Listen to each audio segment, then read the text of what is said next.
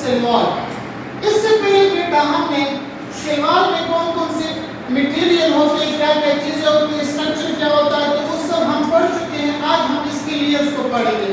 तो बेटा याद रखिए इसमें हमारे पास 3 मेन लेयर होते हैं। जो सबसे पहले इसमें है, इसको हम कहते हैं प्राइमरी सेल वॉल। क्या कहेंगे बेटा, जिसको मैंने यहाँ पर ब्लैक कलर से शो किया है, इसको हम कहेंगे बेटा प्राइमरी सेल वॉल। याद रहे बेटा जो प्राइमरी सेल वॉल है ये हमारे पास आउटर मोस्ट लेयर है, लेकिन उन सेल में जो कि अभी न्यूली जो ग्रोइंग सेल है, फॉर एग्जांपल मेरिस्टेमेटिक सेल है, तो ये सेल जैसे पैदा होते हैं बेटा, तो इनमें जो सबसे पहले सेल वॉल बनता है इसको हम कहते हैं प्राइमरी सेल वॉल। इस वजह से इसका नाम भी प्राइमरी सेल वॉल। अच्छा अब याद रहे बेटा इसको हम कहते हैं true cell wall. True cell wall इसलिए कहते हैं क्योंकि प्लांट के जितने भी सेल हैं उनमें खामखा ये प्राइमरी सेल वॉल मौजूद होगी। हो सकता है उनमें मिडिल ना हो, उनमें सेकेंडरी सेल वॉल ना हो, लेकिन ये सेल वॉल इसमें जरूर मौजूद होगी। इस वजह से हम इसको कहते हैं बेटा ट्रू सेल वॉल। तीसरा पॉइंट ये है बेटा अगर हम इसकी थिकनेस यानी मोटाई की बात करें तो ये हमारे पास 1 to 3 माइक्रोमीटर इसकी थिकनेस है और ये ऑप्टिकली एक्टिव है। मैं अभी आपको बता चुका हूँ कि ऑप्टिकली एक्टिव का मतलब ये है कि इसके हमारे पास प्रॉपर्टी ये है कि अगर हम इससे प्लेन पोलराइज्ड लाइट को पास करें तो वो इसको रोटेट करेगा। क्या करेगा बेटा, इसको रोटेट करेगा। और मैं आपको डायग्रामेटिकली समझा भी चुका हूँ कि ये प्लेन पोलराइज्ड लाइट को अगर ये प्लेन पोलराइज्ड लाइट को रोटेट न करे तो फिर हम कहेंगे कि इट इज ऑप्टिकली इनएक्टिव। हम फिर क्या कहेंगे, और ऑप्टिकली इनएक्टिव। अच्छा ये हमारे पास बेटा याद रहे ये 3 है बेटा, इलास्टिक है और लेस रिजिड है। अच्छा अब इसके 3 होने की और इलास्टिक होने का सबसे पहला वजह ये है बेटा कि ये हमारे पास न्यूली ग्रोइंग सेल में मौजूद होती है। अब जाहिर बात है जब सेल नया बन जाता है तो इसमें ग्रोथ भी होगी, तो अगर ग्रोथ होगी और ये सेल वॉल इलास्टिक ना हो तो फिर ग्रोथ आसानी से नहीं होगी। ग्रोथ आसानी से क्योंकि जाहिर बात है ग्रोथ जब होगी तो साइज बढ़ेगी, साइज में चेंज आएगा। तो बेटा जब चेंज आएगा तो इलास्टिसिटी ये इसको बेटा इलास्टिक है तो ये इसके हवाले से बेटा ये बड़ी होती है। अच्छा बेटा एमसीक्यूज 3 स्टार एमसीक्यूज है मैं बता चुका हूँ। First form layer of cell wall क्या है ये, सेल वॉल का वो पहला लेयर है जो कि बनता है। और सबसे आखिर में कौन सा बनेगा बेटा, अभी बता चुका हूँ सेकेंडरी वॉल। तो ये बेटा पहला वॉल है जो कि हमारे पास बनता है। अब बना किस चीज से, सेल्यूलोज से। आप जान चुके हैं बेटा कि हमारे पास होमोपोलीसेकेराइड है, हेमिसेलुलोज हेटेरोपोलीसेकेराइड है। और तीसरा बेटा इसमें हमारे पास पेक्टिन है which is also heteropolysaccharide and made up of mainly pentoses and hexoses. For example xylose यहाँ पढ़ चुके हैं ना, ग्लाइकोज एक्सेट्रा एक्सेट्रा। अच्छा बेटा याद रहे इसमें हमारे पास जो सेल्यूलोज फाइबर है तो ये फाइबर हमारे पास क्रिस क्रॉस मैनर में अरेंज होते हैं। किस फॉर्म में बेटा, क्रिस क्रॉस मैनर हम इसको बोलते हैं। हमारे पास ये क्रिस क्रॉस मैनर में अरेंज होते हैं। अच्छा बात सिर्फ ऐसी है बेटा कि इनमें सिर्फ और सिर्फ प्राइमरी वॉल होती है और इस वजह से हम इसको ट्रू सेल वॉल बोलते हैं। For example meristematic tissue. अच्छा इसके बाद जो दूसरा लेयर है बेटा, ये ब्लैक के बाद जो दूसरा लेयर है बेटा जिसको मैंने यहाँ पर ग्रीन शो किया है बेटा, इसको हम कहते हैं मिडिल लेमिला। अब मिडिल लेमिला का मतलब ये है कि ये 2 सेल्स के दरमियान में मौजूद होगा। कहाँ मौजूद होगा, 2 सेल्स के दरमियान में मौजूद होगा। तो बेटा याद रहे ये एमसीक्यू कि जो मैच्योर सेल होते हैं, not newly growing cell but जो मैच्योर सेल होते हैं तो ये उनमें सबसे आउटर मोस्ट लेयर होगी। क्या होगा बेटा, सबसे आउटर। और आपको यहाँ दिखता भी है बेटा कि देखिए ये सेल है तो सेल का जो सबसे बाहर वाला लेयर है ये ग्रीन है। सही है ना बेटा। अब अगर ऊपर सेल होगा तो मैंने तो वो नहीं बनाया तो वो हमारे पास फॉर एग्जांपल इस तरह यहाँ पर भी होगा। सही है बेटा, मैंने तो पूरा नहीं बनाया लेकिन यहाँ पर भी होगा। फिर इसके ऊपर कौन सा लेयर होगा जी, कौन बताएगा, शाबाश, प्राइमरी और फिर सेकेंडरी होगा। तो इसी तरह ये हमारे पास अरेंज होती है। अब बेटा याद रहे बेटा ये हमारे पास सिर्फ और सिर्फ 1 माइक्रोमीटर इसकी क्या है जी, थिकनेस है। तो मैं यूँ कह सकता हूँ कि it is the thinnest layer of the cell wall. It is the thinnest layer of the cell wall. नहीं समझे बात, कोई इशू करना, it is the thinnest layer of cell wall. अच्छा अब ये बना किससे है बेटा? तो याद रहे बेटा form from calcium and magnesium pectate. किस चीज से बना है? कैल्शियम एंड मैग्नीशियम पिक्टेट से बना है। और जो सबसे कॉमन इसमें हमारे पास मौजूद है तो वो है कैल्शियम पिक्टेट मौजूद है। क्या मौजूद है बेटा? अच्छा अब बेटा कल आप पेक्टिन को पढ़ चुके हैं। आपने पढ़ा था कि पेक्टिन इज अ जेली और स्टिकी सब्सटेंस। क्या पढ़ा था आपने? ये हमारे पास जेली और स्टिकी सब्सटेंस है which bound the two primary wall of the adjacent cell। ये आप देख लीजिए ये भी प्राइमरी वॉल, ये भी प्राइमरी वॉल, इन दोनों प्राइमरी वॉल के दरमियान ये मिडिल लेयर मौजूद है which bind the two primary wall of the adjacent cell। समझ गए ना? तो फंक्शन क्या है बेटा? कि दो प्राइमरी वॉल जो एडजेसेंट सेल का वो आपस में बांध के रखता है।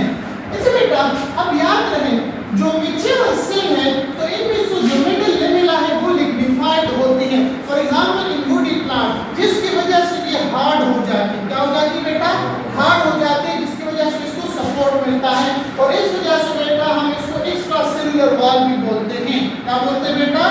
एक्स्ट्रा सेलुलर वॉल भी बोलते हैं। अच्छा बेटा अब एमसीक्यूज याद रहे ये जो मिडिल लेमेला है अगर ये डिसॉल्व हो जाए, ये खत्म हो जाए तो याद रहे आपने अभी पढ़ा कि हमारे पास सेल जो क्लोजली पैक्ड है this is due to the presence of middle lamella.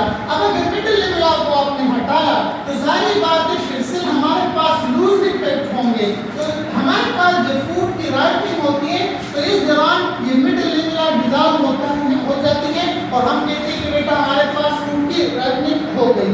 अच्छा तीसरा जो है बेटा जिसको मैंने यहाँ पर रेड शो किया है इसको हम कहते हैं सेकेंडरी वॉल। क्या कहते हैं बेटा इसको? सेकेंडरी वॉल हम इसको बोलते हैं। हम कहते हैं it is the inner most layer. कौन सी लेयर है बेटा? इनर मोस्ट लेयर है। अच्छा बेटा present below the primary wall. देखा है ना आपके यहाँ पर कि हमारे पास जो प्राइमरी वॉल है ये उसके नीचे मौजूद है, ये उसके नीचे और साइज बेटा आपने पढ़ा कि 5 to 10 माइक्रोमीटर है जिसकी वजह से मैं यूं कह सकता हूं कि it is the thickest layer of the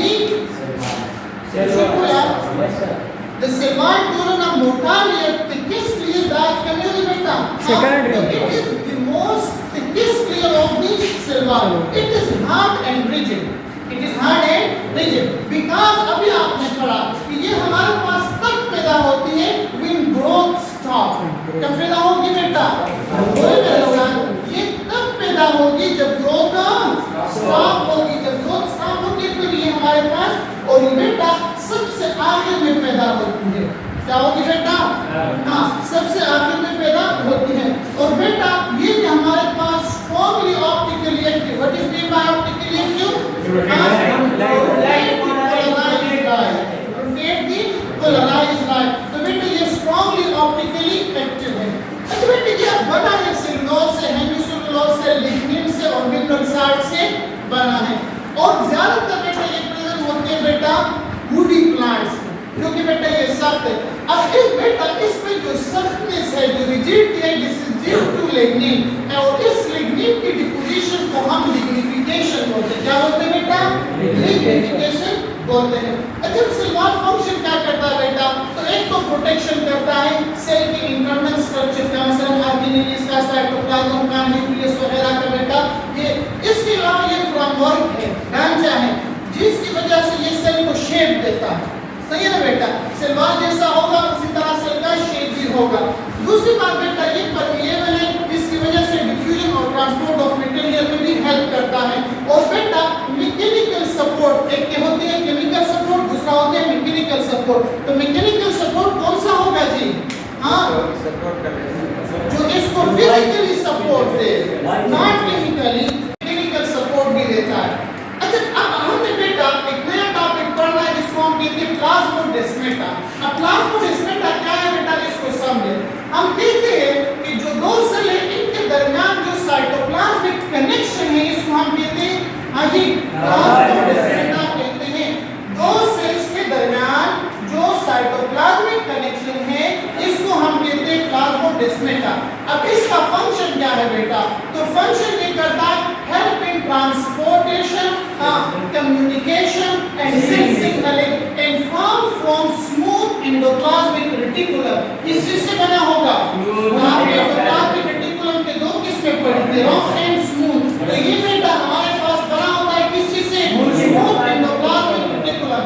याद रहे बेटा, एक सेल से पैथोजेन दूसरे सेल में जाएगा, it use the pass plasmodesmata. ये कौन से रास्ते को चूज करता है? तो प्लाज्मोडेस्माटा को चूज करता है, इसके थ्रू बेटा पैथोजेन की स्प्रेडिंग भी होती है। इसके मुकाबले में बेटा दूसरा स्ट्रक्चर है, इसको हम कहते हैं पिट। अब पिट क्या है बेटा?